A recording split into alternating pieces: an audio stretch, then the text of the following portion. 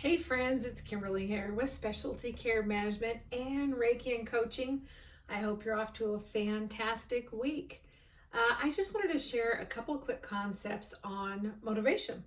In particular, motivation maybe around things that maybe are just not so sexy, things that maybe aren't quite as thrilling, or what do you do to really motivate yourself to press forward when you really feel like you're in a slump? And it's interesting, we engaged in this discussion last night with some of my business partners, and we were talking about basically three types of motivation. There's a sensational motivation where this is very short term, like a honeymoon kind of woohoo, or like in a sales cycle when you're like, woohoo, you're going to make $1 million in a minute and whatever. When you're kind of hyped up on potential and future possibilities. It's sensational, right?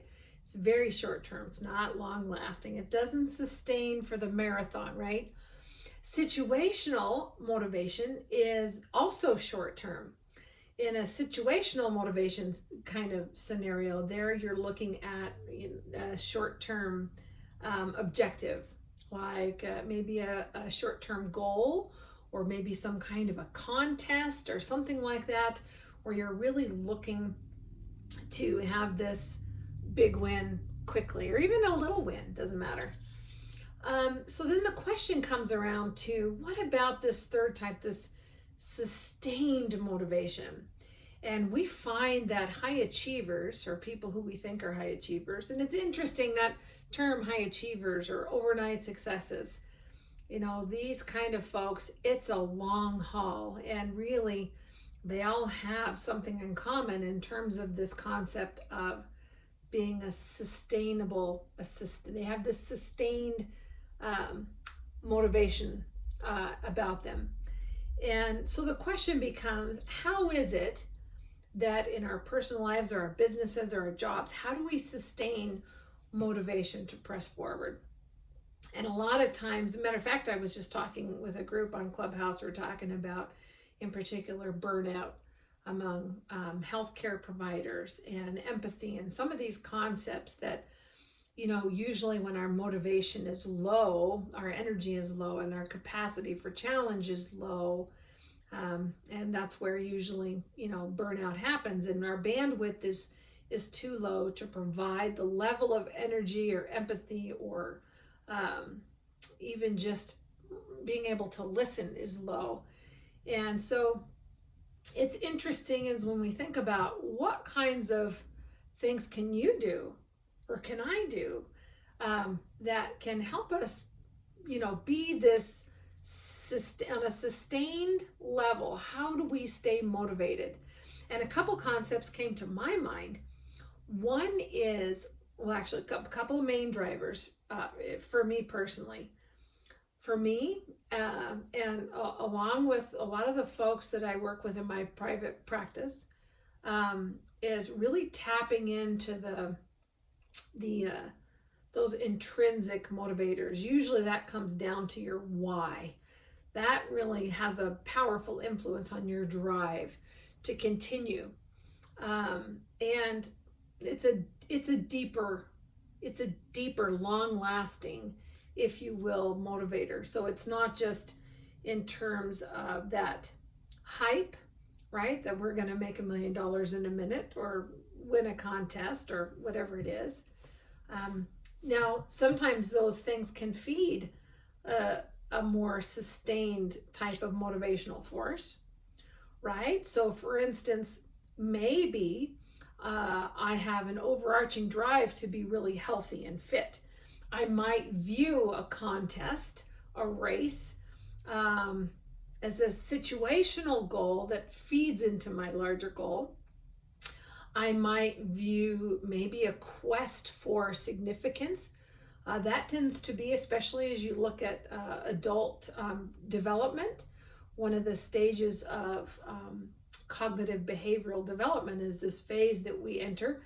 In my phase of life, this theory of, I think it was Piaget's theory of generativity versus stagnation, right? Where we have this drive to really leave something significance to contribute, right? And when we don't have that, then that leads to really low energy, this stagnation of energy, if you will. Another powerful concept that comes to mind when I talk to folks about this force, this long-term sustainable motivating force that drives success, whether it's in our personal lives or businesses or what have you. And a powerful concept that I frequently bring up is this principle of reframing, right? So case in point, I might reframe a certain, maybe a task or an activity that's necessary that I don't really enjoy because it feeds into a deeper drive or a deeper why. A good example of this, I'll just share personally. I typically, in my past, I've hated cooking, not because I don't enjoy good food, but because I'm busy. So who has time to cook?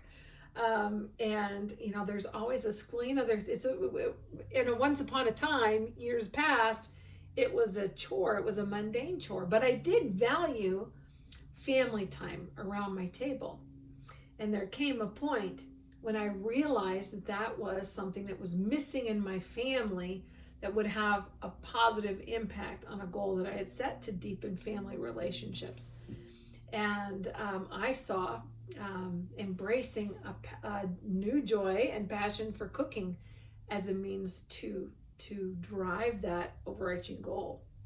Or say, for instance, in the term, one thing that you might hate in a really simplistic thing is laundry. Who wants to do laundry? But I like to have clean clothes, right? I like it when my kids leave the door and they don't stink. So I can choose to reframe that chore, right? I can choose to reframe laundry as something I love to do because it supports this other thing, right? It could be for you, maybe you hate making calls, prospecting. Maybe that's a real chore for you, but you really like developing relationships. You really like serving other people, right? Maybe it's public speaking. Maybe it's presentations that are really hard for you and you don't enjoy them, but you like what comes of it, right? You have a goal, and in order for you to hit this goal, you'd really need to learn how to love presentations or calls or prospecting, whatever that might be. So you can choose to reframe a certain thing, and that can become a motivating force because it's tied to something greater. Does that make sense? It's tied to a deeper drive and a why, right? So case in point, many years ago, in home health, decades ago, I loved the concept of home health. I love being able to teach and educate and empower people in their homes. I loved the freedom it gave me to drop my kids off at school and pick them up for the most part, right? And I loved that kind of flexibility.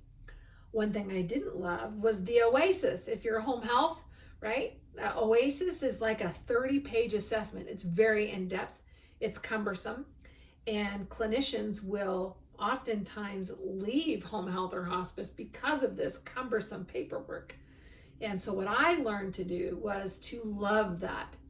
And I sought after experiences to do more of those things until I became proficient in it and could learn to love it. You could apply that same concept in terms of calling or presentations. Seek after opportunities to do those things until you love them, or cooking. Find a way to develop a passion for the thing that's going to support the larger goal achievement. And once you do that, it's no longer a chore. It's very energizing, right? It's a powerful shift that you actually take control of your psyche, this driver right here in between your two ears that's super powerful.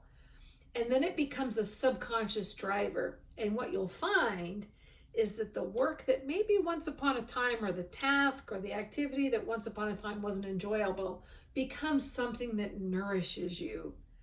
And that is powerful.